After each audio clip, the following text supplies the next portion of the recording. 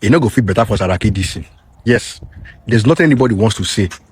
You cannot come and build a party and then you push the party to Nigerians that, oh, this party is in essence of fried rice, this party is better than ADC and APC and all sorts. And then you still go back to doing the same thing. And then you expect obedient not to respond. To capital is that now you are not going around TV stations whining like a bitch and you think people will not respond. I don't understand. The level of arrogance is that Seriake Dickson needs to be studied in schools. It needs to be studied in schools. Without the obedient movement of Peter Obi in your party and even Kwakwasia, NDC is nothing. You are saying that you are more qualified to be a president too. You should have taken the ticket to your party. After all, it's your party now. Isn't that your party? Just take the ticket and run as the presidential candidate to your party. Let us see if you will even win your state. I see, it does not anybody wants to tell me. NDC is beginning to look like they are working for APC, but they are doing it subtly. Because can somebody tell me why? Why would Seriake Dickson be going around TV stations and belittling Peter Obi and the obedient movement? The people that made your party what it is today. Can somebody explain to me why? And you are making statements like Peter Obi is not the ballot, Peter Obi is not the name on the ballot, but it is NDC. Why would you make that kind of statement? Do we not know that before? Are you trying to what's the English term? Are you trying to box in the obedient movement of Peter Obi and say if anything happen after all, you have no other place to go? Is that what you are trying to say? What happened in trying to get back the country from APC? What happened to that? Are we putting back in the backseat just because of politics? It's not good better for Seriake Dickson. So I have listened to the speech that was made by the national leader of the NDC, Senator Seriake Dickson. And honestly, I think the man was not prepared for the role as a national leader of a political party. I think he's a great person, but not really a wonderful politician. Because President Bola Ahmed Tinubu in 2014, when he was trying to push late Muhammad Buhari to become president, I don't think he would have gone on national television to call out Buhari supporters, despite all the pressure that they may have been mounting on him at that time. I think Seriake Dickson's outburst on national television against Peter Obi's supporters, to me, feels like disrespect to his own presidential candidate. See, he said that nobody is more qualified than him to compete, to challenge for the office of the presidency. Everybody who can say that, even you. I don't think that there's any reason why you are not eligible to become the president of Nigeria. But when you are a leader of a political party, I think you need to structure yourself in a way that you can accommodate different characters. Now you have the Kwankwasia people in your party, led by Kwankwaso. You have the obedient people in your party, led by Peter Obi. If you have a problem with the Kwankwasia movement, you have to be talking to Kwankwaso. Kwankwaso should be the one addressing his supporters and not you. If you have a problem with the obedience, you have to be talking to Peter Obi. Peter Obi should be the one addressing his supporters and not you directly. Because you addressing their supporters directly and calling them out simply suggests that perhaps you don't have respect for the people you're working with. Because in a democracy, there's something called leadership and not control. I know that in Nigeria, we're used to control. He wants a situation whereby if Peter Obi says A, everybody's just going to raise their hand up. No. Peter Obi himself advertises his own kind of politics in a way that anybody can have their say. If you have a problem with the way he's doing things, you're free to question him. I'm sure that the Kwankwasia movement also have a way that they operate. And so you understand that there's a difference between leadership and control. And in this case, I think leadership is more needed than a means to control people. And then for Peter Obi supporters, you people have to understand that Peter Obi is in a rented political party. It's like going into a rented apartment. You have to abide by the rules of the landlord. Now, before Peter Obi joined the NDC, perhaps they had some high-level discussions. They had some high-level agreements. They decided on how they want to manage themselves and push for mutual respect before they actually became partners in that political party. And so you just have to abide by the rules of the landlord. Okay, depending on the agreement that was made with the person who is renting the apartment. And that's the reason why I said that rather than coming out on national television to pour your outburst on supporters who have followed your presidential candidate to the party, you talk to your presidential candidate to talk to his people if you think there's something wrong. Because if not for the defection of Peter Obi and Kwankwaso into the NDC, NDC was just another political party there. In fact, we saw a video of the Senate President Godswill Akpabio making mockery of the NDC at the National Assembly. So the NDC would have been nothing without the emergence of Peter Obi and Kwankwaso in the first place. That should be joy for the leadership of the party and not some means to showcase control. No, you're not trying to control people. You're in democracy.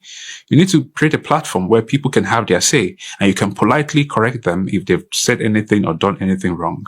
I am a very die-hard supporter of P2B and obedience, but you see this NDC, honestly, the pilots, I do not trust them. I don't trust them. Hope you've seen why I said P2B made a very big mistake. P2B made a very big political mistake. Joining NDC, to me, was like moving from frying pan to inside fire. Did you hear the national chairman of NDC speak in the person of Senator Dickson? Did you hear him speak here? What I see here, I did not see any quality of a leader in Dickson. P2B, before moving to NDC, should have made an inquiry to know the kind of characters that he's going to meet or work with in that NDC. Because this man, Dickson, that I'm seeing, is full of arrogance and pride. Honestly, P2B shouldn't have, joined NDC. That's my opinion. Because this man that I'm seeing here does not speak like a leader. P2B should have looked for another party instead of NDC. Automatically, P2B is a brand on itself. It's a marketable product that any party that he moves to moves from 0 immediately to 100. So going to NDC, to me, honestly, is not a very good idea with what I have seen so far. I may be wrong, but this is my personal opinion. What Dickson said here at Arise TV was the marketing P2B and Kwankwaso that nobody is more qualified than him. It's like the marketing P2B and Kwankwaso because in election is the best candidate that emerges as their candidate. Yes, is the best candidate. And for you to have reached a consensus candidate, it means that this is the most qualified person. That is what it means, that this is the most qualified person. Even if primaries took place, the winner of the primaries is assumed to be, no matter the irregularities that happened during the primaries, the winner is assumed to be the most qualified at that moment. Coming out on the national television to say that nobody is more qualified than him, it's like the marketing P2B and his candidates. Yes, and this does not sound so well to me. I might be right, I might be wrong. I am saying my opinion. In fact, what I am seeing here is trouble. Trouble is looming in NDC. I don't need a soothsayer. I don't need a prophet to tell me there will be problem. Because with this level of arrogance in Senator Dickson, honestly, it is not going to sit well with a lot of people in this party. Because when I listen to him talk, I see him to be as a man who sees himself as overall in NDC. And he said it with his mouth that he is not, that nobody is doing NDC a favor. Rather, NDC is doing P2B and other people a favor. What was the position of NDC before P2B joined? And what is the position of NDC today? That is the criteria. That is where you measure people's weight. There are some candidates that has more weight than the political party itself. Yes, it happened in Labour Party. Labour Party used to think they were very much that they are this, they are that, until P2B left. What is the position of Labour Party today? If P2B should leave NDC, though it is late, but NDC will go back to 0. NDC will go back to 0. So let him just calm down. Let him just calm down and start speaking like a leader. To me, what I see in NDC is trouble.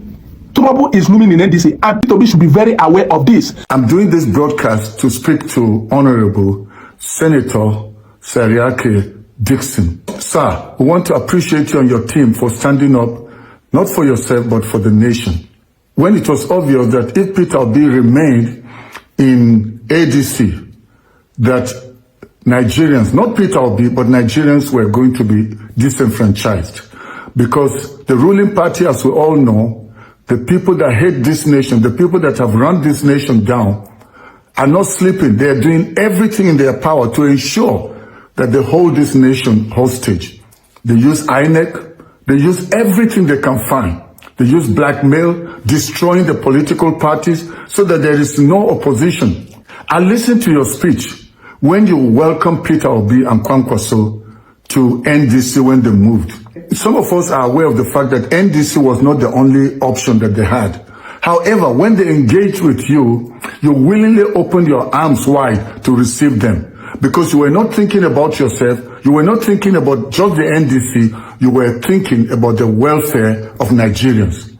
So, sir, we have respected you, and I still respect you, and I still believe that you mean well. However, With all the happenings, with a lot of people being aggrieved or frustrated with the way things were done, or the way things have happened so far, I think you need to sleep over what's happening and again remember your pledge to Nigerians. You said this party will be different. You said it will be there for the people, not a platform where the highest bidder will be the one that will get a ticket for any position. We have been hailing you and saying you're going to be a hero of Nigerian democracy. I still believe, Honorable Dickson, that you can still achieve that. I watched your interview on television. I'm not here to accuse you or to disrespect you, but I just felt that some of these things that you brought up should have been dealt with closed door, not to the whole nation. Already, the opposition has been marginalized. The opposition is being opposed from every side. And now Nigerians have seen this ray of hope with this platform. And I believe when you registered that party, you were not registering it for yourself. It was not a closed corporation company. It was an open platform for Nigerians to be able to come in, have a platform to contest election, and for people to come in there and elect people of their choice. You know this very, very well. Whatever people have said, whatever is the frustration, I thought you have been so concerned about making sure there is reconciliation, that people come together. Whosoever is aggrieved, let's find ways to make peace. We already have enemies that are fighting tooth and nail to ensure that they destroy every voice of opposition. We shouldn't be the ones again that should begin to shoot ourselves in the foot. That interview, I think maybe you were disgusted with all the calls from here and there with the way the primaries went, because some people were given an impression that everything will be free and fair and that everybody will be given a fair chance.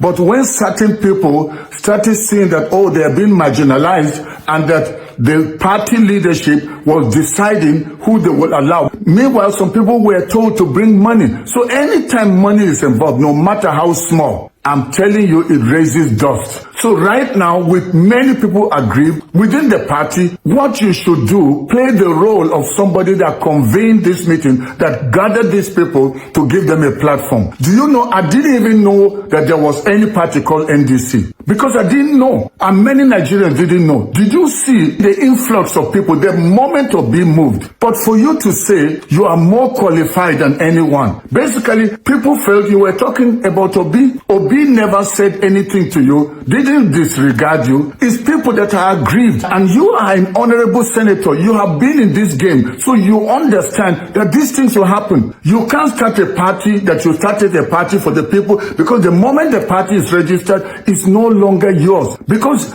in the first place, you were not registering it for yourself. You were registering it for the people. So it's important you maintain that spirit to the end. No matter what people say, that's what leadership is. They will throw stones from everywhere. Find a way to bring them together. But to go as far as making it look as if you did Nigerians a favor, you did the followers of Obi and Kwankwaso a favor, you are not doing any of us a favor. It could have been any platform. Have you not heard the people saying, especially the people that want to see change? They have said even if Peter Obi moves political platform up to 50 different political parties, they will go with him. Let's say for any reason INEC decides to extend the date of the registration of political parties and for people doing party primaries, and also have the right to move to another party to contest, that they can move party, and Obi moves today. I can tell you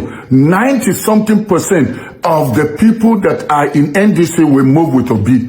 So let's face facts. Let's be realistic. Let's be truthful. Honorable, you know yourself that a lot of the people that are now in NDC are there because of Mr. Peter Obi. So if you had issues, I would have thought you should have met with Peter Obi and Kwankwaso and asked, with what is happening, what do we do? Even if they are aggrieved, you can find peaceful ways of resolving matters than going on TV. This is what APC wants. This is what Tinubu wants. They will be there laughing at you. They are laughing right now because of this interview you gave. I think you need an urgent meeting with your leadership. We are happy that you gave Peter Obi a ticket. But Peter Obi and Kwankwaso were ready to contest. If it's free and fair, as you have always spoken, that transparency, that is what people are now beginning to doubt. That were you saying one thing but you meant another thing? But I don't believe that that's your heart. I still believe, Honorable Seriake, that you are a person that means well. But please, even if you are not happy with the way people are speaking all over the place, calm yourself down. Think about Nigeria. Think about the future of this nation. Did you realize that when Peter Obi moved from PDP to LP, Labour Party, immediately the nation moved with him? Then when he moved to ADC, what happened? People moved with him. And then when Peter Obi saw what was going on and he felt, there's no transparency here.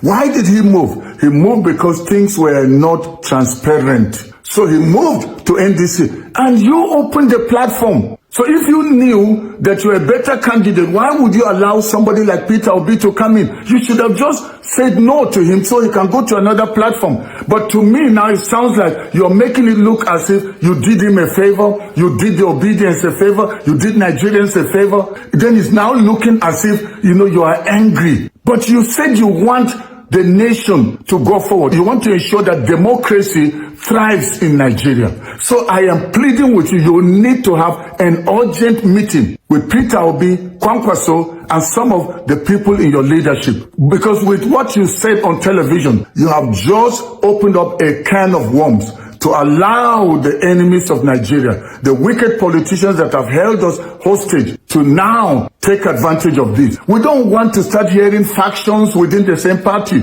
There's no time. The elections are coming very soon. Any grievance you have, any interview you grant, it should be an interview that should cement matters. Even if they're asking you questions, you should have just said, whatever is happening, we are busy working on it. I am not advising you because I feel you're not intelligent, but I just felt that interview was not something that you should have done. And some of the things you said, please, Seriake, you should know better than I, you're a lawmaker, that the moment a party is registered, it ceases to be your own. It ceases to be for the committee. It ceases to be for the leadership, even if you're the national leader. Because soon, Peter Obi will take up national leadership of the party. But we will always remember you, that you played the role. But you were saying that they should have started their own party. What brought about that? You need an urgent meeting. You need to retract some of the things that you said, because I still believe that you mean well for Nigeria. So please, Honorable Seriake Dickson, do the needful. Nigerians still believe in you. And I'm telling you, they will be thankful that you allowed that platform. But you created the platform not for yourself, but for Nigerians. Live out that principle. Live out that attitude. Live out that heart that you have. I want to say thank you for listening to me. This internal conflict that is going on in NDC right now, some weeks back I made a video. I said NDC is going to be one of the most corrupt political parties in Nigeria. And you people are already seeing it. After their primary election and everything, now quarrel have started. First of all, Kwankwaso said he wanted to leave. They made peace with him. Seriake Dickson, that is the man who founded the party, is now granted interview saying that Peter Obi is no more qualified than him. So Peter Obi did come to NDC to do them a favor. They are the one doing Peter Obi a favor for giving him a platform. That if it was easy, they should go and form their own party. That is to tell you, if Peter Obi become the president, the party are going to be the ones that choose the people to be ministers. Because that is the party rule. Anybody that become a president in under any party, that party have to suggest people for you to use as your minister. You will bring some people, the party will bring some people. That was the thing that caused problem between Governor Obaseki and PDP then. When he crossed over to PDP, he won the governorship election. Time to give out ministerial position now. He said he's the one that will bring all the ministers. And PDP were like, no, we have our own people that will bring some, you will bring some. The man said no. That was why in a week we're no longer talking again. That is what is going to still happen in this NDC. They have already started fighting. They have not even gone for the May election. They already started fighting already. That is to show you that in politics, these people don't care about Nigeria. They just care about their personal pocket.